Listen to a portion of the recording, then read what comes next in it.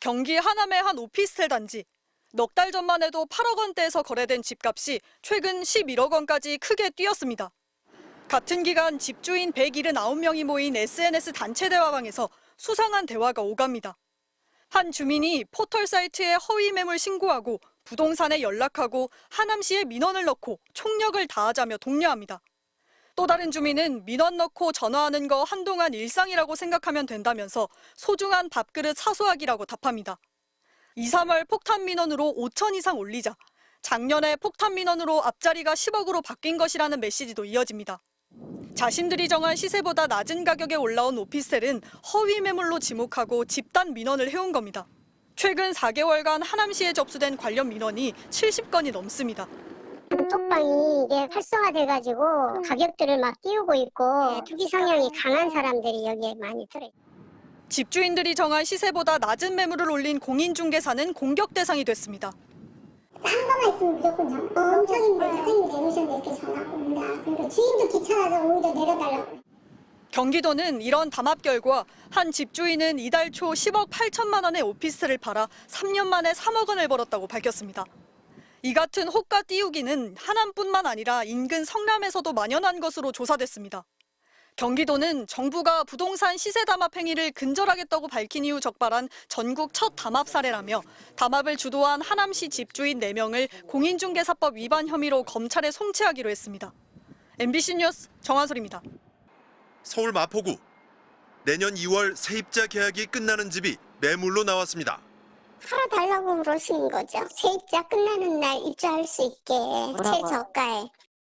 건너편 또 다른 아파트 단지에도 내년에 세입자 만기가 끝나는 다주택자 매물이 본격적으로 나오기 시작했습니다. 기사 뜨고 나서 바로 전화 주셨어요. 뭐라고? 뭐 내놓으시겠다고. 이제 세입자 걱정 안 하고 내놓을 수 있겠다 하시면서 내놓으셨어요. 정부가 투기 근절 의지를 강조하거나 다주택자들의 퇴로를 열어줄 때마다 시장이 민감하게 반응하고 있는 겁니다. 지난달 23일 처음 양도세 유예 종료 방침이 나왔을 때 매물이 엿새 만에 1,000건 늘었습니다. 며칠 뒤 잔금 날짜를 최대 6개월 미뤄주기로 하자 하루 만에 1,100건이 더 늘었고 세입자 보완책까지 나오자 하루 사이 1,300건 넘게 급증했습니다. 이렇게 다주택자들의 퇴로가 열리면서 서울 아파트 매물 증가세는 점점 더 가팔라지고 있습니다. 심지어 평생 양도세 감면 혜택을 받을 수 있는 주택 임대 사업자까지 매도를 저울질하고 있습니다. 자기 세금은 이제 해지됐는데도 불구하고 이제 가격이 떨어질 분위기가 보이니까 이제 손님이 매수자가 있으면 팔겠다는 적게 받아도 세금 안 게 이익이니까. 정부는 다주택자 양도세 중과 방안을 최종 확정했습니다. 5월 9일 이후에는 양도세와 지방세를 합쳐 최대 82.5%로 세부담이 대폭 늘어납니다. 세금 중과를 피하려면 5월 9일까지 집을 팔아야 하고 계약 기간이 최대 2년까지 남은 세입자가 있어도 무주택자에게 집을 팔 수 있습니다. 정부는 최근 전월세 매물이 줄고 있다는 지적에 대해선 당장 영향이 크지 않다면서도 다양한 대책을 준비하고 있다고 밝혔습니다. MBC 뉴스 이준입니다. 부동산 시장을 교란시키는 불법 행위가 갈수록 치밀해지는 동안 정부 대응은 이에 미처 따라가지 못했습니다.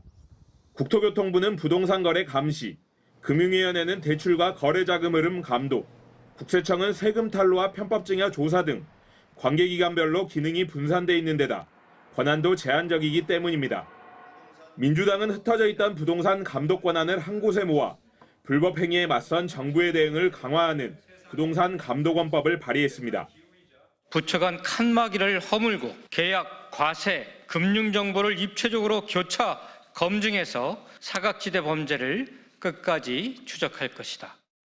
이재명 대통령의 대선 공약이기도 한 부동산 감독원은 국무총리 산하에 설치되는데 가장 눈에 띄는 기능은 수사권입니다.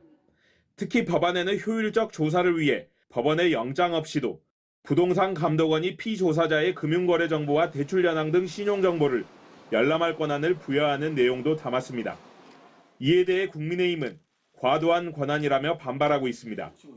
부동산 감독원은 이름만 감독일 뿐 실제로는 상시 감시와 직접 수사를 결합한 초강력 권력기구에 가깝습니다. 그러나 민주당은 권한 남용을 막기 위해 정보 열람 시 사전에 반드시 부동산 감독협의회의 심의를 거치도록 했으며 금융감독원도 이미 비슷한 권한을 갖고 있다고 반박했습니다. 지금 현재도 금융실명법에 의하면 금감원이나 금융이나 예보 같은 경우에는 그 법에 근거해서 그런 자료들을 요구할 수 있어요. 부동산감독원 내부에 설치되는 부동산감독협의회는 관계기관과 민간 전문가로 구성되는데 신고가 없어도 협의회 의결로 조사를 시작할 수 있어 사실상 인지수사권도 갖게 됩니다. 정부 여당은 올해 상반기 안에 입법을 마무리한 뒤 하반기 중에 부동산감독원을 정식 출범할 계획입니다. MBC 뉴스 이재욱입니다.